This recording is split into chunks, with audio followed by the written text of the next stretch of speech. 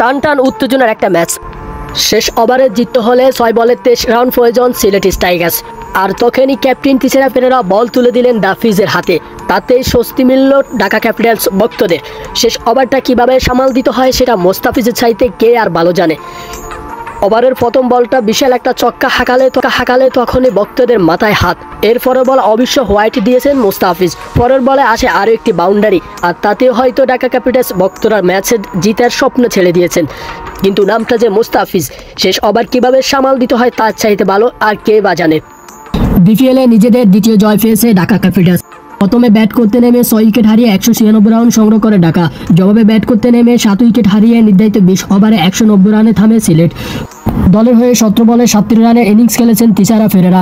তানজিদ হাসান ও সাব্বির রহমানের ব্যাটে আসেন 22 ও 28 রানের ইনিংস। লিটন ও তানজিদ ভালো কিছু প্রত্যাশা দিয়ে ইনিংস শুরু করেন। তানজিদ ব্যক্তিগত 22 রানে ফিরল, তবে লিটন তার ইনিংস বড় করেছেন। নিজে ফর্মে ফেরার বার্তা বেশ ভালোইভাবে দিচ্ছেন এই ওপেনার। লিটনের 70 রানের ইনিংসে আসে 4টি চার ও 4টি ছক্কার মার। এরপর সাব্বির ও পেরেরা মিলে দলকে ভালো পুঁজির দিকে নিয়ে যাচ্ছিলেন।